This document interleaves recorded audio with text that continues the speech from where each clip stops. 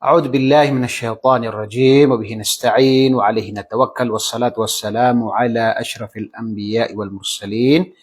Amma ba'd, mga minamahal ko mga magulang at mga kapatid sa pananampalataya, ang ating pag-usapan sa mga oras na ito ay ang pang-38 na hadith mula sa hadith ni Imam An-Nawawi rahimahullah at ang pang-39 na hadith ni Imam An-Nawawi rahimahullah. Ang pang-38 na hadith an Abi Hurairah radhiyallahu anhu قال رسول الله صلى الله عليه وسلم إن الله تعالى قال من عادى لي وليا فقد آذنته بالحرب وما تقرب إلي عبدي بشيء أحب إلي مما افترضته عليه ولا يزال عبدي يتقرب إلي بالنوافل حتى أحبه فإذا أحببته كنت سمعه الذي يسمع به وبصره الذي يبصر به ويده التي يبسط بها ورجله التي يمشي بها ولئن سألني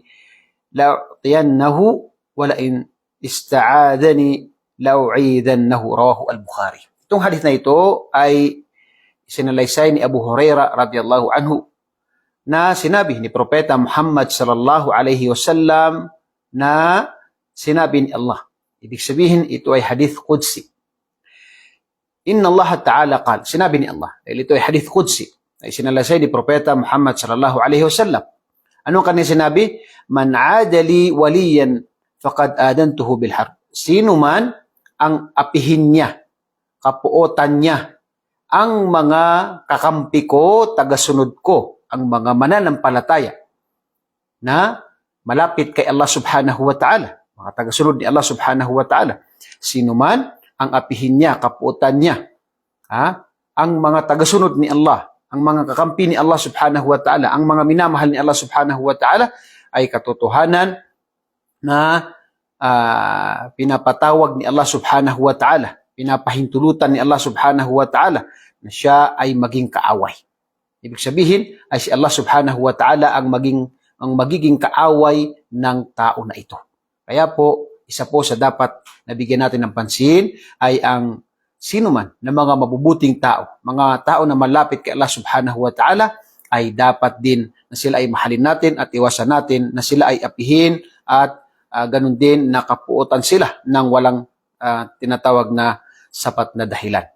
Dahil ang Allah subhanahu wa ta'ala sa kanyang mga kakampi at tagasunod at mga nagmamahal o minamahal ni Allah subhanahu wa ta'ala, ay sila ay pinapangalagaan ni Allah subhanahu wa ta'ala. At pagkatapos kaning sinabi, وَمَا تَقَرَّبَ إِلَيَّ عَبْدِي بِشَيْءٍ أَحَبُّ إِلَيَّ مِمَّا افْتَرَضْتُهُ عَلَيْهِ. Ibig sabihin, walang mga bagay na ginagawa ng aking alipin na ito ay magpapalapit sa akin na aking kamahal-mahal maliban lamang sa mga ipinag-utos ko sa kanila o mga inobligado ko sa kanila. Ibig sabihin, ang pinakamainam na gawain na ito ay kalugod-lugod kay Allah subhanahu wa ta'ala. Ito ang pinakaunang bagay na kapag ginawa ito ng isang tao, ay mapapalapit siya kay Allah subhanahu wa ta'ala. At ito ay mamahalin siya ni Allah subhanahu wa ta'ala. Malulugod sa kanya si Allah subhanahu wa ta'ala ay ang mga obligadong gawain. At dapat po ay palagi natin itong bigyan ng pansin. Marami po na ang iba ay nagbibigay naman ako ng sadaka pero hindi siya nagbibigay ng zakat na ito ang obligado sa kanya. O pabuti naman ako sa mga tao, pero hindi siya nagsasagawa ng pagdarasal. So dapat po ang pinakaunahin natin ay ang mga obligasyon natin. Obligasyon natin ang sala, ang pag-aayuno, obligasyon natin ang tinatawag na gastusan ng ating mga pamilya, at lahat ng mga obligasyon natin, ito ang pinaka-mainam, pinaka-magandang gawain kay Allah subhanahu wa ta'ala. Siyempre, hindi ibig sabihin na hindi tayo gagawa ng ibang kabutihan. Pero ang pinakauna na dapat gawin ng isang tao na ito ang pinaka-mamahal ni Allah subhanahu wa ta'ala sa mga ginagawa ng tao para mapalapit siya kay Allah ay ang tinatawag na mga gawain, na mga obligasyon ni Allah subhanahu wa ta'ala sa isang tao. Pagkatapos kanyang sinabi, وَلَا يَزَالُ عَبْدِي يَتَقَرَّبُ إِلَيَّ بِالنَّوَافِلِ حَتَّى أُحِبَّهُ فَإِذَا أَحْبَبْتُهُ كُنْتُ سَمْعَهُ الَّذِي يَسْمَعُ. At kapag sinabi ni Propeta, sinabi ni Allah subhanahu wa ta'ala. Ang una sinabi ni Allah subhanahu wa ta'ala, ang pinakamainam sa kanya ang mga obligasyon. Ngayon, sinabi niya, hanggang wala yazalu, hanggang isang aking alipin ay siya ay nanatili sa tinatawag na paggawa ng kabutihan. Nagpapalapit siya, gumagawa siya ng mga gawain ng mga kabutihan, bin nawafil, para siya ay mapalapit sa akin habang siya ay gumagawa ng kabutihan na ito, hatta uhibbu. Habang ang isang tao ay gumagawa siya, siyempre pinapangalagaan niya yung kanyang mga obligasyon at gumagawa siya ng tinatawag na mga gawain na sunnah. Mga gawain ng mga kalugod-lugod kay Allah subhanahu wa ta'ala, ay dahil sa sunnah na ito ay siya ay mapapalapit kay Allah subhanahu wa ta'ala. At hatta uhibbu, at mamahalin siya ni Allah. At ang pagmamahal na ito ay specific na pagmamahal. Ito ay natatangin na pagmamahal. Hindi ito sa lahat ng mga mananampalataya o mga Muslim. Dahil ang mga tao na ginagawa nila yung mga obligasyon nila at dinadagdagan nila ng mga gawain ng mga sunnah, katulad ng sadaka, sunnah ng sala, at iba pang mga gawain na sunnah bilang pagpapalapit kay Allah subhanahu wa ta'ala, pagsamba kay Allah subhanahu wa ta'ala, ay mamahalin siya ni Allah subhanahu wa ta'ala. Exclusive ito. Natatang ito na pagmamahal kay Allah subhanahu wa ta'ala. Kaya ang tinatawag na gantimpala nito ay kuntu sam'ahu alladhi yasma'u bihi. Ibig sabihin, ako ang tinatawag na naririnig niya. Ibig sabihin ay ang naririnig niya ng mga gawain ay mga bagay na ikinalulugod ni Allah. Allahu Akbar. Mga bagay na ikinalulugod ni Allah. Sabi pa dito, abasarahu alladhi yubsiru bihi. Ako ang tinatawag na ang nakikita lamang niya ay mga gawain, mga pagsamba na kalugod kay Allah subhanahu wa ta'ala. Gagabayan siya ni Allah. Yun ang pinakahulugan nito. Gagabayan siya ni Allah subhanahu wa ta'ala. At siya ang magiging kamay niya, si Allah.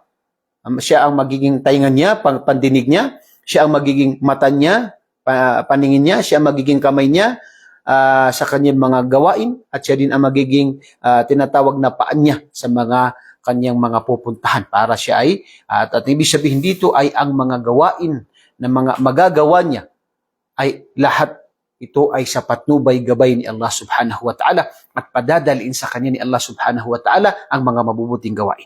Wala in sa'alani la'utiyannahu. At ito specific din to, natatangi ito sa mga tao na nalulugod sa kanya si Allah subhanahu wa ta'ala. Na kapag sila ay manalangin, ay ito ay tatanggapin ni Allah subhanahu wa ta'ala. Kapag sila ay manalangin, ay tatanggapin agad ito ni Allah subhanahu wa ta'ala. At meron po yan sa mga sahaba, meron din sa mga ibang mga tabi'in na kung saan kapag sila ay nanalangin, ay agad itong tinatanggap ni Allah subhanahu wa ta'ala. Dahil sila ay mga tao na natatangi na malalapit kay Allah subhanahu wa ta'ala dahil sinasagawa nila ang mga obligasyon nila at sila ay gumagawa ng marami mga gawain ng mga sunnah, mga nawafil, na ito ay para lamang kay Allah subhanahu wa ta'ala. Sila ay ginabayan ni Allah subhanahu wa ta'ala. Kapag sila ay nanalangin kay Allah, ay tatanggapin ito agad ni Allah subhanahu wa ta'ala. Allahu Akbar. Naway bilang tayo sa mga tao na ito. Wala in ista'adani la'uidannahu. Ibig sabihin kapag siya ay humiling sa akin, nang nagpakupkup sa akin, ay siya ay kukupkupin ko, pangangalagaan ko. Allahu Akbar.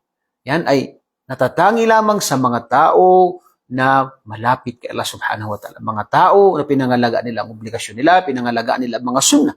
Dahil dito ay gagabayan sila ni Allah, kanilang pandinig, ang kanilang paningin, ang kanilang kamay, ang kanilang mga paa ay puro ito ay para kay Allah subhanahu wa ta'ala ang kanilang mga nagagawa. Ganun din na kapag sila ay nanalangin, tatanggapin ni Allah subhanahu wa ta'ala at kapag sila ay nagpakupkup kay Allah ay sila ay kukupkupin ni Allah subhanahu wa ta'ala.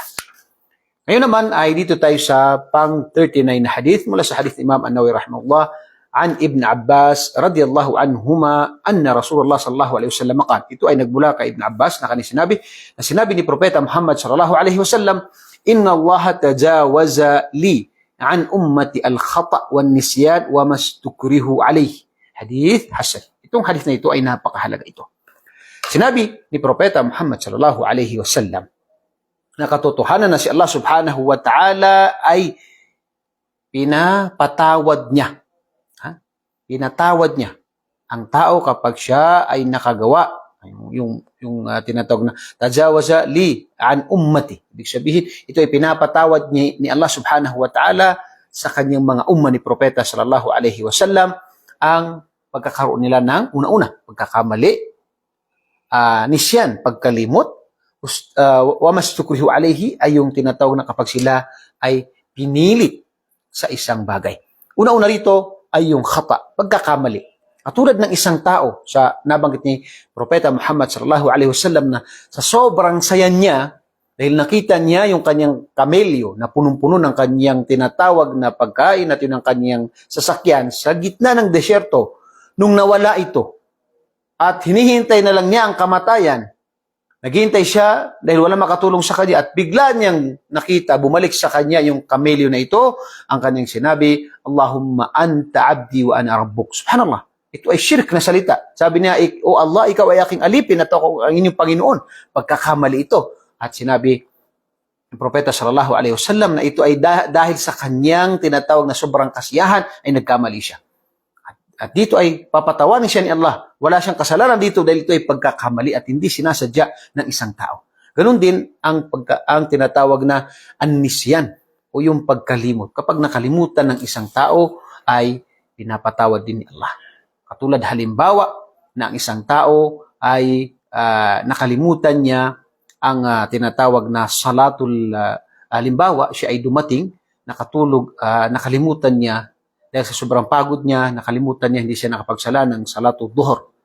Ang akala niya nakapagsala siya. So dahil dito kapag naalala niya ay siya ay magsasagawa ng sala. Obligado pa rin siya magsala pero wala siyang kasalanan doon kung ito ay nakalimutan niya at hindi niya sinasadya. Wa mastukrihu alayhi at kapag siya ay napilitan. Katulad ni Ammar bin Yasir. Si Ammar bin Yasir ay siya ay hinuli ng mga Quraysh, pinahirapan, halos pinatay ang kanyang nanay at tatay. Pinatay ang kanyang nanay at tatay at ang unang nasyahid sa panahon niya, sa panahon ni Propeta sallallahu alaihi wasallam, sa unang pagbangon muli ng Islam ay ang kanyang nanay na si Sumayya. At si Ammar bin Yasir ay dahil sa siya ay pinilit nila na kapag hindi ka magsabi, pag hindi ka lumabas sa relihiyon ni Propeta Muhammad sallallahu alaihi wasallam, ay ikaw ay papatayin namin. At dahil dito, napilitan siya na magsalita ng laban kay Propeta Muhammad sallallahu alaihi wasallam. At nung dumating siya kay Propeta sallallahu alaihi wasallam, kanya itong sinabi, Ya Rasulullah, halakt. Ibig sabihin, kasawian ko na. Nasira ang aking buhay dahil sa ginagawa ko. Sinabi ni Propeta sallallahu alaihi wasallam, ano ginawa mo? Sabi niya, ito. Kinuwento niya yung ginawa sa kanya ng mga Quraysh na mga hindi mananampalataya at sinabi sa kanya ni Propeta sallallahu alaihi wasallam, kapag inulit nila ang bagay na yun, ay ulitin mo ang yung ginawa. Ibig sabihin ay walang masama doon dahil siya ay napilitan lamang. Ang mahalaga, sinabi ni Propeta sallallahu alaihi wasallam, ay ang puso mo ay punong-puno ng pananampalataya kay Allah at pagsunod kay Propeta Muhammad sallallahu alaihi wasallam. So ito po ay bagay na kaluwagan ng Islam. Alhamdulillah, ang Islam po ay kapag ang tao ay nagkamali, kapag ang isang tao ay nakalimot o kaya ay napilitan, pinilit siya sa isang bagay, ay siya po ay tinatawag na patatawarin ni Allah subhanahu wa ta'ala. Ang Islam po ay napakaluwag, alhamdulillah, kabilang po yan sa kainaman ng Islam. So ito po ang paliwanag sa pang 38 at saka pang 39 na hadith. At inshallah, last na lecture po natin ay ang pang 40, 41, 42 na hadith. Tatlong hadith po ang natitira sa 40 hadith dahil ang 40 hadith po ay meron pong 42 hadith. Napapaloob po dito ay 42 hadith. So inshallah, meron po tayo inshallah mga dalawang lecture o tatlo. Nakadepende po yan sa haba ng hadith na susunod na hadith. Nawa po ay tulungan tayo ni Allah, tanggapin ni Allah ating mga mabuting gawa. Pumuli ay nagpapasalamat sa inyong lahat at bumabati ng Assalamualaikum warahmatullahi wabarakatuh.